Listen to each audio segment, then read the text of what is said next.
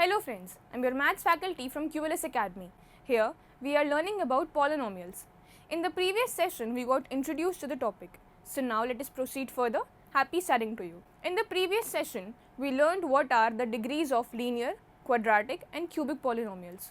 I hope you guys remember what degree means. Let me recall it for you. If p of x is a polynomial in x, मतलब x नाम के variable से बना है polynomial, so the highest power of x in p of x is called the degree of the polynomial p of x. We saw the general forms of the different types of polynomials. Linear का general form होता है ax plus b. यहाँ degree 1 है, that is x की highest power 1 है. Quadratic का general form होता है ax square plus bx plus c. यहाँ a कोफिशिएंट के साथ x square यानी x raised to power 2 है and b कोफिशिएंट के साथ x raised to power 1 है. So ज़्यादा कौन सी है? x raised to 2, इसलिए यहाँ डिग्री 2 है and such polynomials are called quadratic polynomials. Cubic का जनरल फॉर्म होता है ax cube plus bx square plus cx plus d. यहाँ x का हाईएस्ट एक्सपोनेंट है 3, so this is the degree and hence a cubic polynomial. Next we learned that if p of x is a polynomial in x and if k is any real number, then the value obtained by replacing x by k in p of x is called the value of p of x at x equal to k, and this is denoted by p of k. I'll repeat, if p of x is a polynomial in x and if k is any real number, then the value obtained by replacing x by k in p of x is called the value of p of x at x equal to k, and this is denoted by p of k. Next we learned how to find the zeros of a linear polynomial.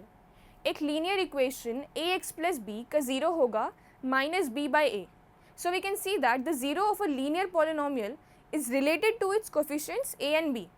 Now if we talk about graphical representations, in general for a linear polynomial ax plus b where a is not equal to 0, the graph of y is equal to ax plus b is a straight line, always a straight line, which intersects the x-axis at exactly one point, namely minus b by a comma 0.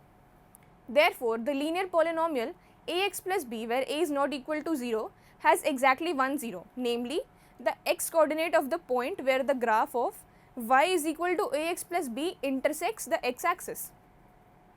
अब what about the zeros of a quadratic polynomial? अच्छा, basically zeros होते क्या हैं? Zero x की वो value होती है जिसे पॉलिनोमियल में पुट करने पे यानी x की जगह रखने पे पॉलिनोमियल की वैल्यू ज़ीरो हो जाती है. तो क्वाड्रेटिक पॉलिनोमियल के केस में the zeros of a quadratic polynomial ax square plus bx plus c where a is not equal to 0 are precisely the x coordinates of the points where the parabola representing y is equal to ax square plus bx plus c intersects the x axis. हमने देखा था previous session में that quadratic polynomial का graph एक parabola होता है. अब parabola के केस में तीन चीज़ें हो सकती हैं, तीन तरह के ग्राफ्स या पैराबोला हो सकते हैं. Case one is here the graph cuts x axis eight two distinct points a and a dash. I repeat, two distinct points a and a dash. The x coordinates of a and a dash are the two distinct zeros of the quadratic polynomial ax square plus bx plus c in this case. Now this parabola can be facing downwards or upward. Case 2 is here the graph cuts the x-axis at exactly one point, that is at two coincident points. So the 2 points a and a dash of case 1 coincide here to become one point a. I repeat, the graph cuts the x-axis at exactly one point, that is at two coincident points. So the 2 points a and a dash of case 1 coincide here to become one point a. The x coordinate of a is the only zero for the quadratic polynomial ax square plus bx plus c in this case. Case 3 is here the graph is either completely above the x-axis or completely below the x-axis. So it does not cut the x-axis at any point. I repeat, it does not cut the x-axis at any point.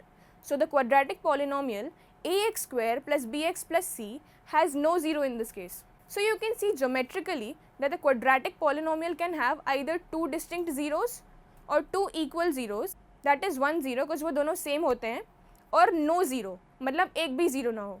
This also means that a polynomial of degree 2 has at most two zeros.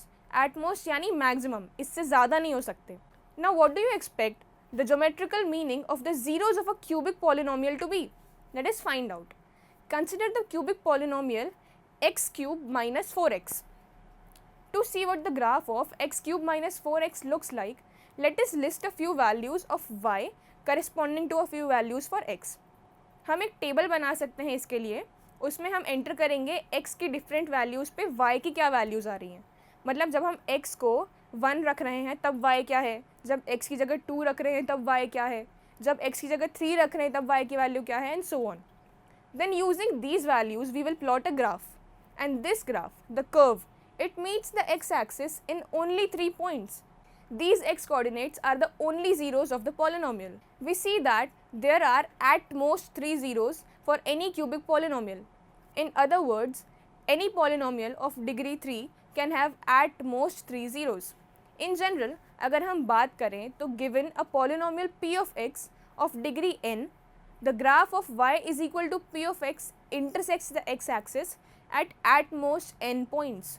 Therefore, a polynomial p of x of degree n has at most n zeros. I repeat, a polynomial p of x of degree n has at most n zeros. मतलब जितनी degree होती है polynomial की, उसके maximum number of roots भी उतने ही हो सकते हैं. क्वाड्रेटिक पॉलिनोमियल की डिग्री 2, तो उसके मैक्सिमम रूट्स भी हैं 2. क्यूबिक पॉलिनोमियल की डिग्री होती है 3, तो उसके मैक्सिमम रूट्स भी हो सकते हैं 3. सिमिलरली लीनियर पॉलिनोमियल की डिग्री होती है 1, तो उसके नंबर ऑफ रूट्स होते हैं 1. Let's understand this zeros वाला फंडा by taking an example. We are given 12 graphs. Each is the graph of y is equal to p of x, where p of x is a polynomial. For each of the graphs, we have to find the number of zeros of p of x by looking at them. First graph में हम देख सकते हैं कि जो curve है वो x axis को एक पॉइंट पे कट कर रहा है and it is not a parabola. तो इसका मतलब ये क्यूबिक पॉलिनोमियल का ग्राफ है एंड इसका एक रूट है. सेकेंड ग्राफ में हम एक डाउनवर्ड पैराबोला देख सकते हैं. इसका मतलब ये क्वाड्रेटिक पॉलिनोमियल का ग्राफ है एंड इसके 2 रूट्स हैं जो कि डिस्टिंक्ट हैं.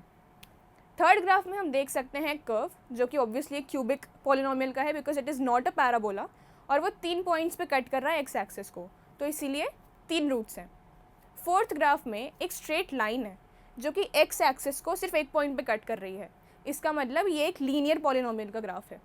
फिफ्थ ग्राफ में एक अपवर्ड पैराबोला है जो कि एक्स एक्सिस को सिर्फ एक पॉइंट पे टच कर रहा है. उसे कट करना नहीं कह सकते, सिर्फ टच कर रहा है, तो इसीलिए वहाँ पर सिर्फ एक रूट है. सिक्स्थ ग्राफ में एक कर्व है जो कि एक क्यूबिक पॉलिनोमियल का है and it is cutting the x axis on 3 points.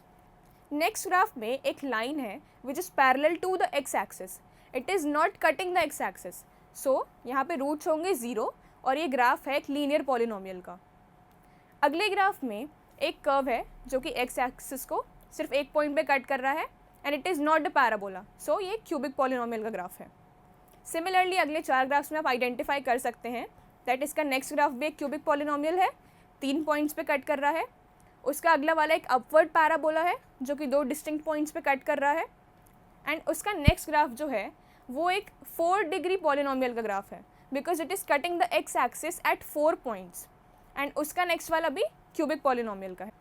So guys this is it for this session. हमने देखा कि क्वाड्रेटिक पॉलिनोमियल के ग्राफ या कर्व विच आर पैराबोलाज वो 3 तरह के होते हैं एंड वी लर्न कि ग्राफ देख के how to tell the number of zeros. So I hope you had fun learning. For any queries और information you may visit the link following the video. Thank you.